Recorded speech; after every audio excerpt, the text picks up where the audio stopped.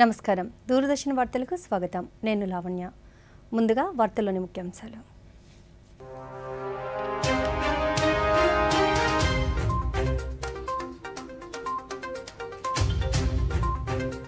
Parliament ఉభయ సభలను ఉద్దేశించి ప్రసంగించిన రాష్ట్రపతి సుస్థిర ప్రభుత్వానికి ప్రజలు పట్టం కట్టారన్న ద్రౌపది ముర్ము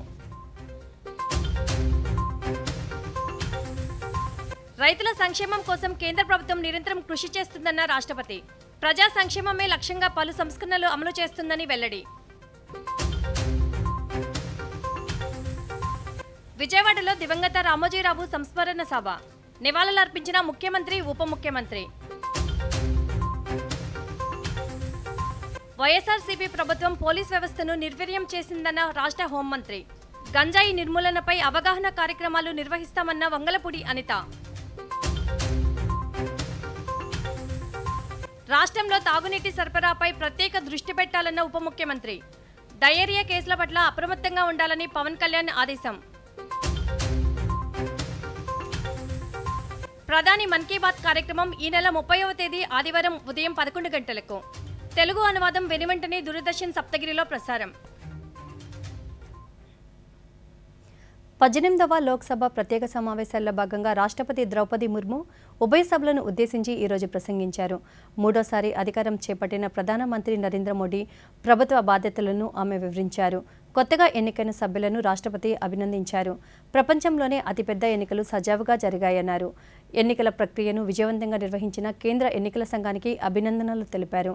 ఈ ఎన్నికలలో సుస్థిరతకు పట్టం కట్టారని రాష్ట్రపతి కొనియాడారు. నిజాయితీని నమ్మి ప్రభుత్వానికి మరొకసారి అవకాశం కల్పించారన్నారు. రిఫార్మ్, ఫెర్ఫార్మ్, ట్రాన్స్ఫార్మ్, సంస్కరణలు, పనితీరు, మార్పు ఆధారంగా ప్రజలు ఎన్నికల్లో తీర్పిచ్చారని తెలిపారు. దేశ ప్రజల విశ్వాసం గెలిచి సభ్యుల సభలో అడుగుపెట్టారని తెలిపారు. దేశ ప్రజల ఆకాంక్షలు నెరవేర్చాలని రాష్ట్రపతి పిలుపునిచ్చారు. अपना दायित्व निभाएंगे 140 करोड़ देशवासियों की आकांक्षाओं की पूर्ति का माध्यम बनेंगे। मैं श्री ओम बिरला जी को लोकसभा के अध्यक्ष की गौरवपूर्ण भूमिका के निर्वहन के लिए शुभकामनाएं देती हूँ। उनके पास सार्वजनिक जीवन का बहुत व्यापक अनुभव है। मुझे विश्वास है कि वे लोकतांत्रिक परंपराओं को अपने कौशल से नई ऊंचाई से देने में सफल होंगे। माननीय सदस्यगण, मैं आज कोटि कोटि देशवासियों की तरफ से भारत के चुनाव आयोग का भी आभार व्यक्त करती हूँ। ये दुनिया का सबसे बड़ा चुनाव था। करीब 64 करोड़ मतदाताओं ने उत्साह और उमंग के साथ अपना कर्तव्य निभाया है। इस बार भी महिलाओं ने बढ़ चढ़कर मतदान में हिस्सा लिया है। इस चुनाव की बहुत सुखद तस्वीर जम्मू कश्मीर में भी सामने आए हैं। दुनिया देख रही है कि भारत के लोगों में लगातार तीसरी बार स्थिर और स्पष्ट बहुमत की सरकार बनाई है। 6 दशक बाद ऐसा हुआ है। ऐसा समय में जो भारत के लोगों की आकांक्षाएं सर्वोच्च स्तर पर है, लोगों ने मेरी सरकार पर लगातार तीसरी बार भरोसा जताया। भारत के लोगों को ये पूर्ण विश्वास है कि उनकी आकांक्षाएं सिर्फ मेरी सरकार ही पूरा कर सकती है।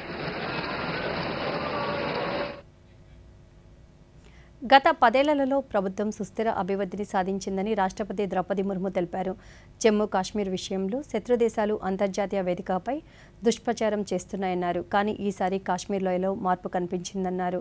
శత్రువుల కుట్రలకు అక్కడ ప్రజలు గట్టిగా బదులిచ్చారని చెప్పారు.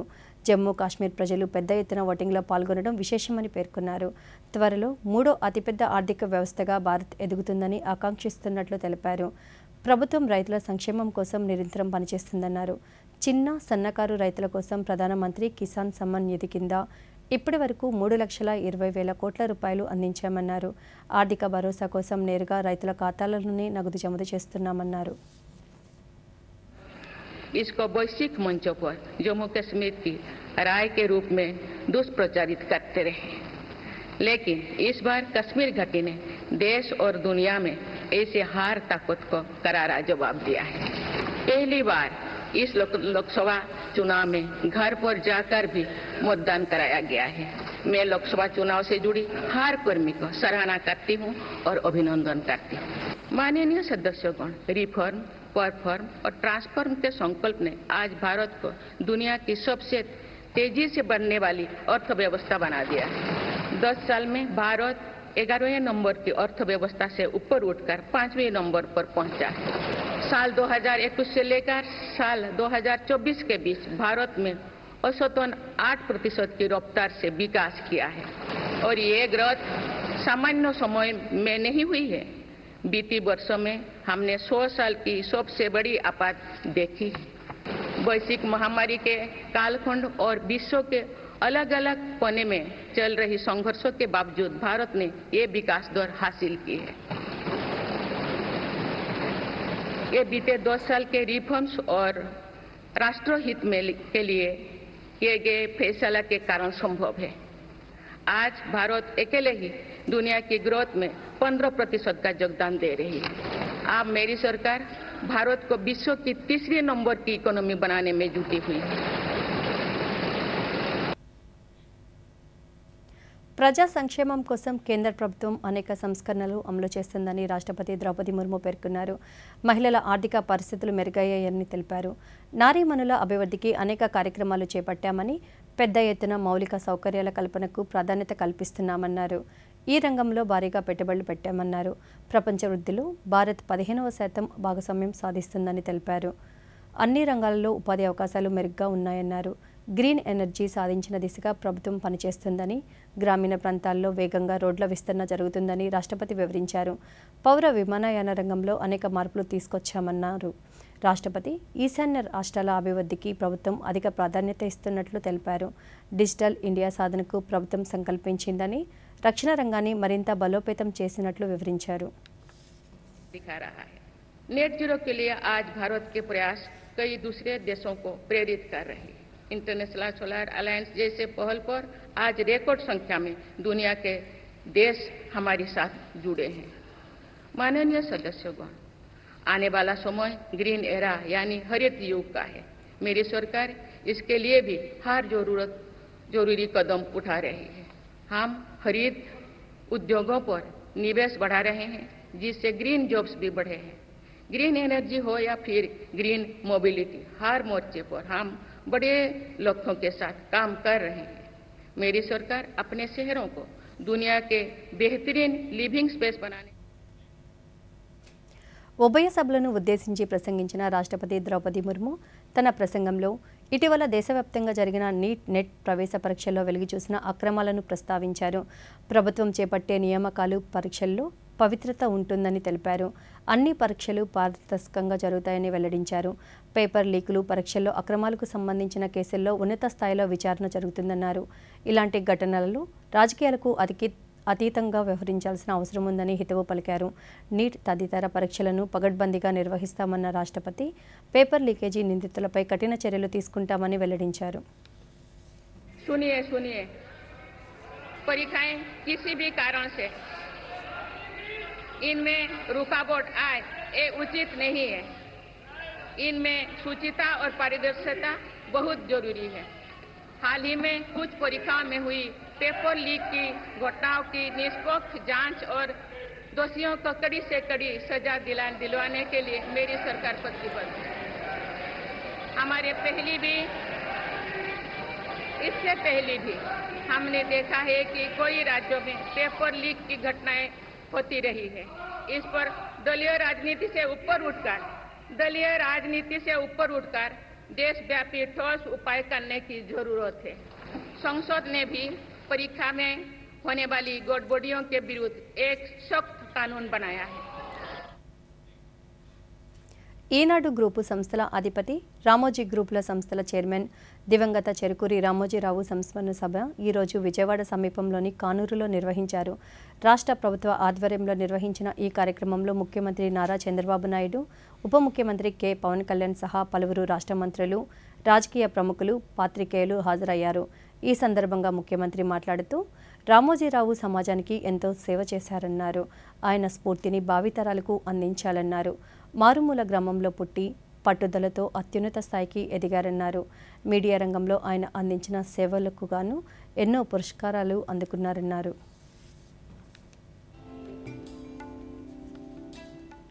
ఎంతో చేసిన రామోజీరావు గారికి సమాజం ఏ విధంగా గ్రాటిట్యూడ్ చెప్పగలుగుతామో ఆయన చనిపోయిన తర్వాత ఈ సంస్కరణ సభలో మనం అందరం ఇక్కడికి సమావేశం అయ్యాం.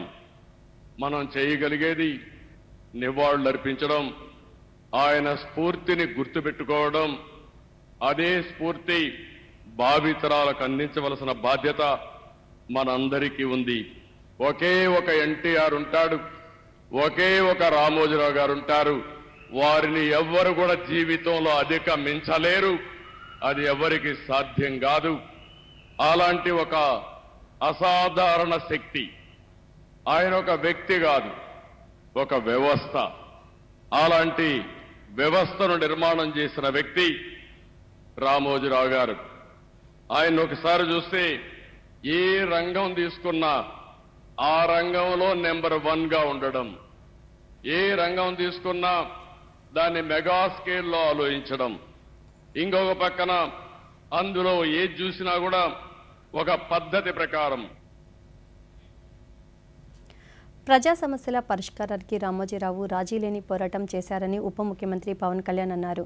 రామోజీరావు సంస్మరణ సభలో ఆయన మాట్లాడుతూ 2008లో మొదటిసారి రామోజీరావును కలిశానని, ఆయన మాట్లాడే విధానం తనను ఎంతో ఆకర్షించిందని తెలిపారు. ప్రజా సంక్షేమం కోణంలోనే ఎప్పుడూ మాట్లాడేవారని, రామోజీరావు మాటల్లో జర్నలిజం విలువలే నాకు కనిపించాయన్నారు. పత్రికా స్వేచ్ఛ ఎంత అవసరమో ఆయన వివరించారన్నారు. ఏ పార్టీ అధికారంలో ఉన్నా ప్రజా సమస్యలే పత్రికలో రాసేవారని, ప్రజా సమస్య పరిరక్షణకు అందరూ కృషి చేయాలనేవారని పవన్ కళ్యాణ్ పేర్కొన్నారు. నాకు సినిమాలు ఉన్నా కానీ నాకు పరిచయం లేదు. ముందు షూటింగ్ ఆయన స్టూడియోస్లో చేసినా కానీ ఫస్ట్ టైం పాలిటిక్స్కి ఎంటర్ అయిన తర్వాత 2008లో ఆ సమయంలో ఆయన కలవటం జరిగింది. ఆయన మాట్లాడిన విధానం చాలా నిక్కచ్చిగా ప్రజల పక్షపాతాన్ని. ఆయన మాట్లాడుతున్నంతసేపు నాకు మైండ్లో ఒకటే అనిపించింది, మనసులో జర్నలిస్టిక్ వాల్యూస్ని కాపాడటానికే ఆయన ఉన్నారు. ప్రజాక్షేమం, ప్రజా సంక్షేమం, ఈ పర్స్పెక్టివ్లోనే, ఈ కోణంలోనే ఆ చర్చ జరిగింది. నన్ను ఒకే ఒకసారి ఆయన 2019లో ఒక లంచ్కి ఆహ్వానించారు వారి కుటుంబ సభ్యులతోటి. ఆ రోజు ఆయన మాట్లాడింది దేశ పరిస్థితులు, ముఖ్యంగా పత్రికా స్వేచ్ఛ గురించి, పత్రికా రంగం ఎంత కీలకమైంది. ఆయన ఎప్పుడూ కాంప్రమైజ్ అవ్వలేదు. ఒక విషయం చెప్పాలి అంటే అది తనకి తెలిసిన వారు అవచ్చు, తన సన్నిహితులు అవ్వచ్చు, స్నేహితులు అవ్వచ్చు. 4 అంశాలను అజెండాగా పెట్టుకుని ముందుకు వెళ్తున్నామని హోంమంత్రి వంగలపూడి అనిత తెలిపారు.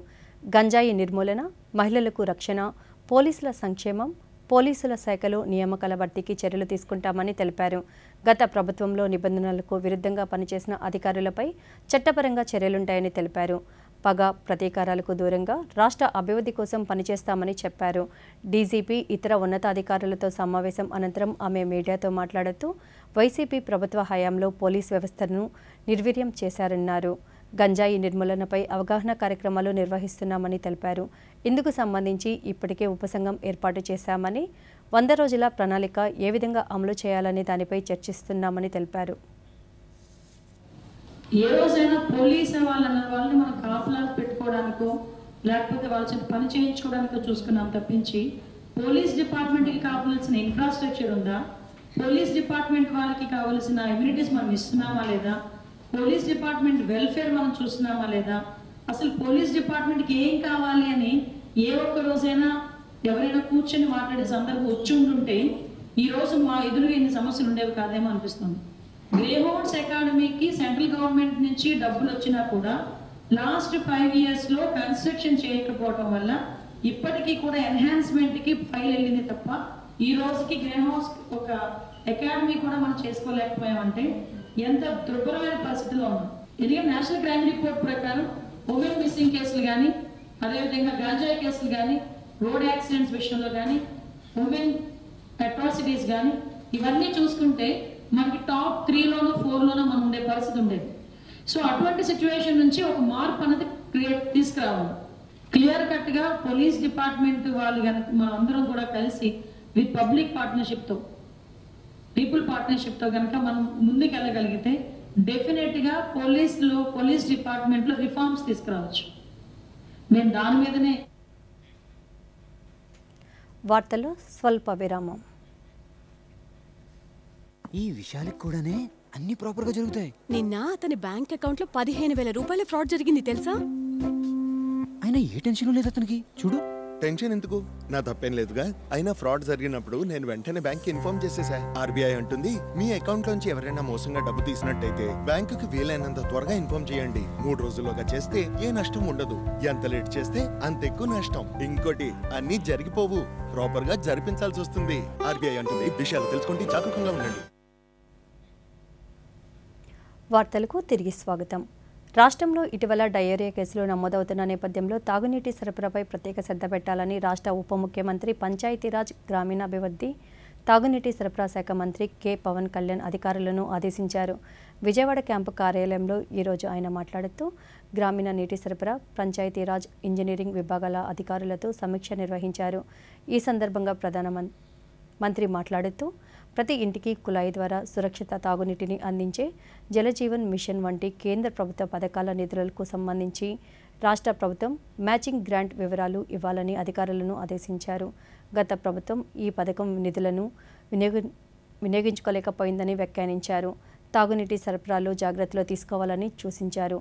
ఇటీవల డయేరియా కేసులు నమోదవుతున్న నేపథ్యంలో తాగునీటి సరఫరాపై ప్రత్యేక శ్రద్ధ పెట్టాలన్నారు. తాగునీటి సౌకర్యం లేని గ్రామాలపై దృష్టి పెట్టాలని, జలజీవన్ మిషన్ పథకం కింద నిధులను పూర్తి స్థాయిలో సద్వినియోగం చేసుకోవాలని అధికారులకు దిశానిర్దేశం చేశారు.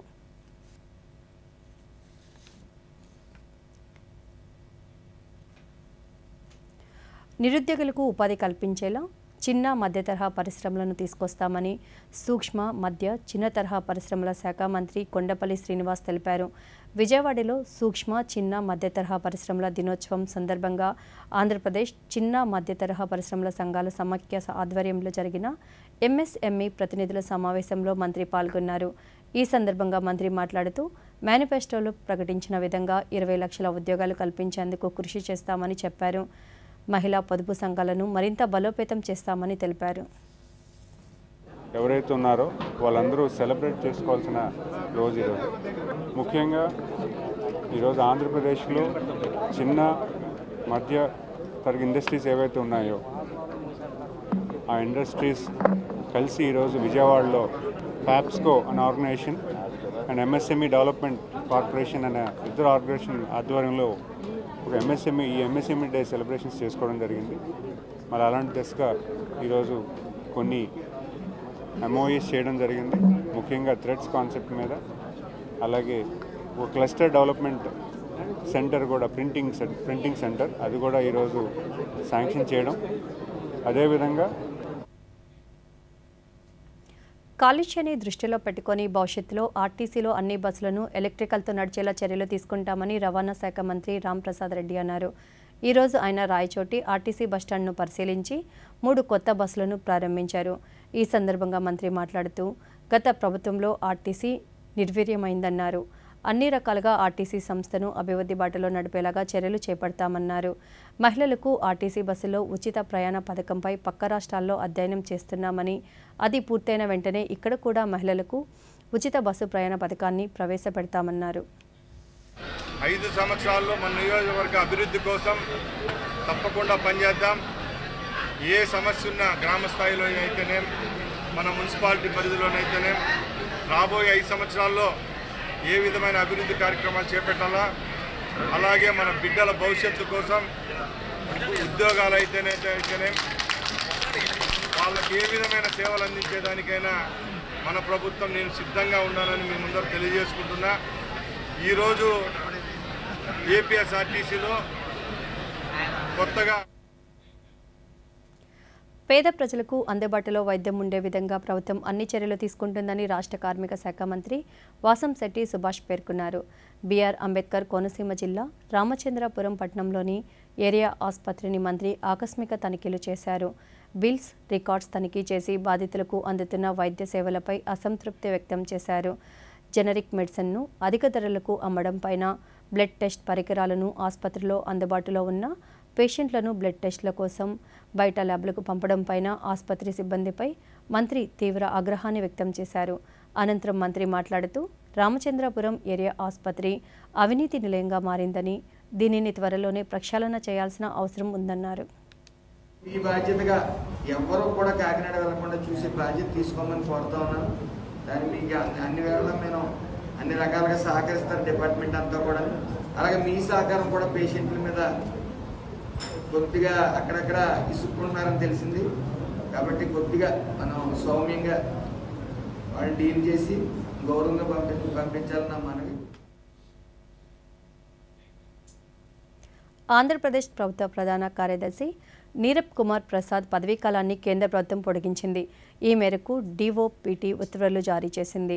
జూలై 1 నుంచి డిసెంబర్ 31 వరకు సర్వీసును పొడిగిస్తూ ఉత్తర్వులు వెలువడ్డాయి. కూటమి ప్రభుత్వం కొలువుదీరిన అనంతరం నీరబ్ కుమార్ బాధ్యతలు చేపట్టిన విషయం తెలిసిందే.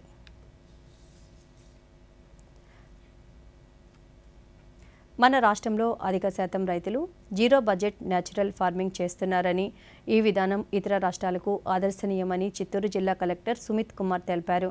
కుప్పంలో PMAJAY పథకం కింద ప్రకృతి వ్యవసాయం చేస్తున్న ఎస్సీ రైతులకు 100% రాయితీపై టర్ఫలిన్లు, ప్లాస్టిక్ డ్రమ్ల పంపిణీ కార్యక్రమాన్ని నిర్వహించారు. ఈ సందర్భంగా కలెక్టర్ మాట్లాడుతూ కుప్పంలో చాలా గ్రామాల్లో యంత్రాలు, రసాయనాలు లేని ప్రకృతి వ్యవసాయం చేస్తున్నారన్నారు. ఈ పంట ఉత్పత్తులను ఆహారంగా తీసుకోవడం ద్వారా ప్రజలకు మెరుగైన ఆరోగ్యం, జీవన విధానం ఉంటుందన్నారు. సేంద్రియ వ్యవసాయానికి అవసరమైన సహాయం జిల్లా యంత్రాంగం అందిస్తుందన్నారు. ఎమ్మెల్సీ కంచెల్ల శ్రీకాంత్ మాట్లాడుతూ కుప్పంలో పేదరికాన్ని రూపుమాపడమే ముఖ్యమంత్రి నారా చంద్రబాబు నాయుడు లక్ష్యంగా చేసుకున్నారన్నారు. చాలా మంది రీసెంట్ ఆంధ్రప్రదేశ్లో వచ్చి ఆంధ్రప్రదేశ్ రైతులు ఎట్లా చేస్తున్నారు, ఎట్లా మనం chemical free, fertiliser free natural farming చేస్తే పర్యావరణం బాగుంటుంది, మన ఆరోగ్యం బాగుంటుంది, వాళ్ళు నేర్చుకుంటున్నారు. మన రాష్ట్రంలో కూడా, మన జిల్లాలో కూడా చాలా వచ్చింది. అంటే మనం కూడా చాలా నేర్చుకోవాలి, ముందుకు వెళ్ళాలి. సో ఈ సందర్భంగా PM ఆదేశం ఇవ్వాలి. మీకు ఈరోజు ఒక 10,000 రూపాయలతోటి ఒక 2 డ్రమ్స్ 200 లీటర్ 100 లీటర్ మరియు 2 తార్పాలిన్స్ ఇవ్వడం జరుగుతున్నాయి. సో నా నుంచి మీకు ఒకటే విజ్ఞప్తి, మీరు ఇది సరైన ఉపయోగం చేయాలి, ఇంకా నేర్చుకోవాలి. మీకు ఏమేమి మన లాభం వస్తున్నాయి, మన ఆధారం పెరగాలి. ప్రకృతి వ్యవసాయం ద్వారా మన ఆరోగ్యాన్ని కాపాడుకోవచ్చు, అట్లాగే మంచి లాభాలు కూడా పొందవచ్చు, భూమి కూడా బాగుంటుంది, రసాయనాలు ఇవన్నీ లేకుండా అని చెప్పనేసి ఆయన ఒక పెద్ద ఉద్యమంలాగా స్టార్ట్ చేసి ఎన్నో రాష్ట్రాల్లో దాన్ని దిగ్విజయంగా ఎన్నో వేల మంది రైతులకి శిక్షణ నుంచి చేయడం జరిగింది. దాంట్లో భాగంగా ముఖ్యంగా నాకు ఇక్కడ ఆనందం వేస్తుందంటే మహిళలు రావడం అనేది నిజంగా చాలా ఆనందం. చంద్రబాబు నాయుడు గారు బలంగా నమ్మేది మహిళలు ఎప్పుడైతే అభివృద్ధి చెందుతారో, ఆర్థిక స్వాతంత్రం వస్తుందో అప్పుడే ఒక కుటుంబం కానీ, సమాజం కానీ, బిడ్డలు కానీ అందరూ బాగుంటారని ప్రగాఢంగా నమ్ముతారు ఆయన. అల్లూరి సీతారామరాజు జిల్లా చింతూరు OSD ఎదుట 2 మహిళా మావోలు లొంగిపోయారు. మావోయిస్ట్ పార్టీ సిద్ధాంతాలకు విసిగిపోయి జనజీవన స్రవంతిలోకి వస్తున్నట్లు మావోయిస్ట్ పార్టీ ఏరియా కమిటీ సభ్యురాలు సోడి సుక్కి, మావోయిస్ట్ పార్టీ సభ్యురాలు మడివి గంగీలు పేర్కొన్నారు. 2009లో సోడి సుక్కి 10 ఏళ్ల వయసులోనే నక్సలిజం వైపు ఆకర్షితురాలై అందులో చేరారు. సుక్కీకి 4 లక్షలు, మడివి గంగీకి ₹1,00,000 రివార్డు అందించినట్లు అడిషనల్ SP మహేశ్వర్ రెడ్డి తెలిపారు. ప్రభుత్వం కల్పిస్తున్న అనేక సంక్షేమ పథకాలు, సదుపాయాలు సద్వినియోగం చేసుకోవాలన్నారు. మండల్ మనకి ఛత్తీస్గఢ్ సుక్మా డిస్ట్రిక్ట్, ఇంకొకరు వచ్చి Madivi Gangi alias Samantha, Karrigundam village, Chintakuppa police station limits, Chhattisgarh state. So వీళ్ళు మేజర్ ఇన్సిడెంట్స్ వచ్చి మనకి 2023లో మెట్టగూడెంలో ఏదైతే ఎక్స్చేంజ్ ఆఫ్ ఫైర్ అయిందో అందులో ఒక పార్టీ మెంబర్ చనిపోవడం జరిగింది, ఆ ఇన్సిడెంట్ లో ఉన్నారు. అండ్ ఎల్మగొండ 2023 క్యాంప్ అటాక్ సంబంధించి ఏదైతే ఉందో అందులో పార్టిసిపేట్ చేసి ఉన్నారు. ఇందులో ఎవరైతే గంగి అని ఉన్నారో వాళ్ళు మనకి అక్కడ మన చాపర్ ఏదైతే ల్యాండ్ అవ్వాల్సి ఉందో దానిపైన ఫైరింగ్ చేయడం కూడా జరిగింది. సో వీళ్ళు మేజర్ గా మన దగ్గర సరెండర్ అవ్వడానికి కారణం ఏంటంటే, ఒకటి పోలీస్ సైడ్ నుంచి రీసెంట్ గా మనకు జరుగుతున్న ఈ ఎక్స్చేంజ్ ఆఫ్ ఫైర్స్ ఏవైతే ఉన్నాయో ఆ ప్రెషర్ ఏదైతే ఉందో దానివల్ల వాళ్ళకి పబ్లిక్ లో వాళ్ళ సపోర్ట్ అనేది తగ్గిపోవడం ఒకటి. సెకండ్, మన ఏపీ స్టేట్ కి ఏపీ గవర్నమెంట్ ఏదైతే సరెండర్ పాలసీ ఉందో దానికి సంబంధించి మనకు కరెక్ట్ గా బెనిఫిట్స్ అన్ని రావడం, రీసెంట్ గా జరిగిన సరెండర్స్ ద్వారా వాళ్ళు తెలుసుకుని ఇందులో మనకి సరెండర్ అవ్వడం జరిగింది. సో ఈ సందర్భంగా మీడియా ద్వారా మనం రిక్వెస్ట్ ఏంటంటే అల్లూరి సీతారామరాజు పోలీస్ తరఫున ఎవరైనా సరే మావోయిస్ట్ పార్టీలో వర్క్ చేస్తూ ఉండి బయటికి రావాలి, మేము సరెండర్ అవ్వాలని అనుకుంటున్నారో వాళ్ళు డెఫినెట్గా ఎవరినైనా ఇక్కడ అప్రోచ్ అయ్యి పోలీసుని అప్రోచ్ అవ్వచ్చు. మనం 100% వాళ్ళకి సపోర్ట్ చేసి వాళ్ళు మళ్ళీ పబ్లిక్తో పాటు నార్మల్ లైఫ్ గడపడానికి మనం 100% గవర్నమెంట్ తరఫున సపోర్ట్ చేస్తాం. జూలై నెల నుంచి 4,000 రూపాయలు పెన్షన్ అందిస్తున్నట్లు నంద్యాల జిల్లా డిఆర్డీఏ పీడీ శ్రీధర్ రెడ్డి తెలిపారు. దూరదర్శన్తో ఆయన మాట్లాడుతూ ముఖ్యమంత్రి చంద్రబాబు నాయుడు పింఛన్లను పెంపు జీవో ఇచ్చారని, ఎన్టీఆర్ భరోసా పింఛను 4,000 రూపాయలకు పెంచినట్లు తెలిపారు. ఈ 150 కోట్లు కూడా బ్యాంకుల ద్వారా డ్రా చేసుకొని ఎవరైతే సిబ్బంది ఈ పెన్షన్ పంపిణీ నంద్యాల జిల్లాలో ఎన్టీఆర్ భరోసాకు సంబంధించి పెన్షన్స్కి సంబంధించి మన గౌరవ ముఖ్యమంత్రి నారా చంద్రబాబు నాయుడు గారు ప్రత్యేకంగా మహిళలను పెన్షన్స్ దాన్ని గుర్తు పెట్టుకొని వారి పెన్షన్స్ని 4,000కు పెంచుతూ మనకు జీవో కూడా జారీ చేయడం జరిగింది. మరి ఈ రకంగా 1 నుంచి 11 రకాల పెన్షన్స్ ఎవరైతే ఉన్నారో వృద్ధాప్యులు, తర్వాత ఒంటరి మహిళలు, ట్రాన్స్జెండర్స్, ఇలా 11 రకాల పెన్షనర్స్కి అందరికీ కూడా 3,000 నుంచి కూడా నెలకు 4,000 రూపాయలు అనేది పెన్షన్ పెంపుదల చేయడం జరిగింది. అదేవిధంగా వికలాంగులు ఎవరైతే ఉన్నారో వికలాంగులకి వాళ్ళకు 3,000 నుంచి కూడా 6,000 రూపాయల వరకు వాళ్ళ పెన్షన్స్ అనేది పెంచడం జరిగింది. అదేవిధంగా పెరాలసిస్ అయితే ఎవరైతే ఇబ్బంది పడుతున్నారో వాళ్ళందరికీ కూడా 15,000 రూపాయల వరకు కూడా వాళ్ళ పెన్షన్స్ అనేటివి పెంచడం జరిగింది. మరి ఈ విధంగా మనకు నంద్యాల జిల్లాలో 2,21,000 మందికి మనం పెన్షన్స్ అందించే వాళ్ళము. విద్యార్థులు, వారి తల్లిదండ్రులు డయేరీపై అవగాహన పెంపొందించుకోవాలని చిత్తూరు ఎమ్మెల్యే గురిజాల జగన్మోహన్ సూచించారు. స్టాఫ్ డయేరియా క్యాంపెయిన్ 2024 కార్యక్రమంలో భాగంగా చిత్తూరు నగరపాలక సంస్థ పరిధిలోని గిరింపేట పాఠశాలలో విద్యార్థులకు చేతుల శుభ్రతపై అవగాహన కార్యక్రమం నిర్వహించారు. ఈ సందర్భంగా ఆయన మీడియాతో మాట్లాడుతూ వర్షాకాలంలో సీజనల్ వ్యాధులు రానున్న నేపథ్యంలో ప్రజలు జాగ్రత్తలు పాటించాలని సూచించారు. నియోజకవర్గంలో ఏదైతే డయేరియా అనే ఒక డిసీజ్ అనేది వస్తుందని ఆల్రెడీ మన మున్సిపల్ కమిషనర్ గారు హెచ్చరించడం జరిగింది. ఇమ్మీడియట్ గా నేను తగు యాక్షన్ తీసుకొని చెప్పగానే మున్సిపల్ కమిషనర్ గారు ఇమ్మీడియట్ గా పిల్లల్లో అవగాహన కల్పిస్తే పేరెంట్స్ కూడా అనుకూలంగా ఉంటుందని ఈ కార్యక్రమం చేపట్టడం జరిగింది. అందులో భాగంగా ఇవాళ ఈ స్కూల్ విజిట్ కూడా చేశాము. సో పిల్లలు ఎటువంటి ఆహారం తీసుకుంటున్నారు, అలాగే ఇక్కడ పరిశుభ్రంగా ఉందా లేదా, అలాగే ఎడ్యుకేషన్ ఏం స్టాండర్డ్స్ ఉంది, పిల్లలకంతా కూడా డయేరియా పైన ఒక డాక్టర్ ద్వారా అలాగే మున్సిపల్ సిబ్బంది ద్వారా ఈ స్కూల్ హెచ్ఎం గారికి, అందరికీ, టీచర్స్కి, పిల్లలకి కూడా ట్రైనింగ్ ఇవ్వడం జరిగింది. వాహనాలు నడిపేటప్పుడు తప్పనిసరిగా హెల్మెట్లు ధరించాలని కర్నూలు జిల్లా ఆదోని డివిజన్ ఉప రవాణా శాఖ అధికారి శిశిర దీప్తి తెలిపారు. దూరదర్శన్తో ఆమె మాట్లాడుతూ ప్రతి ఒక్కరూ ద్విచక్ర వాహనం నడిపేటప్పుడు హెల్మెట్ ధరించాలని, అదేవిధంగా కారులో వెళ్లేటప్పుడు సీట్ బెల్ట్ ధరించాలని తెలిపారు.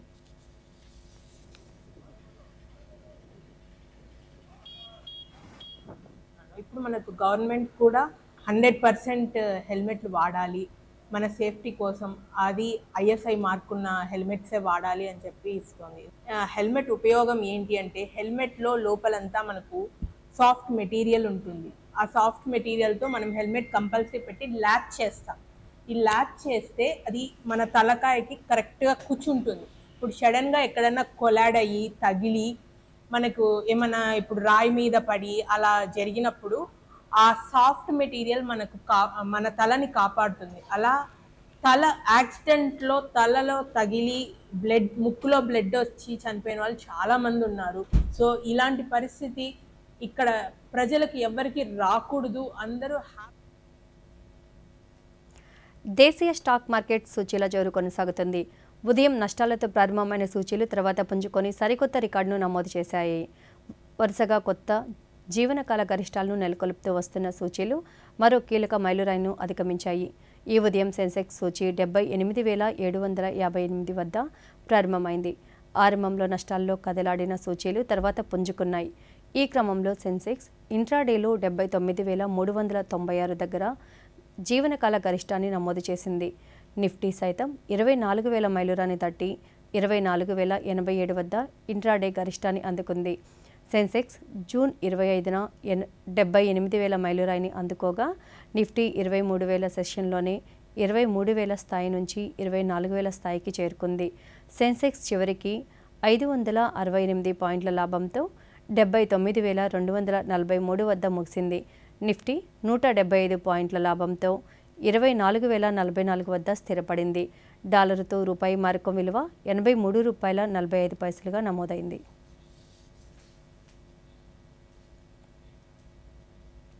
వార్తలు ఇంతటితో సమాప్తం. నమస్కారం.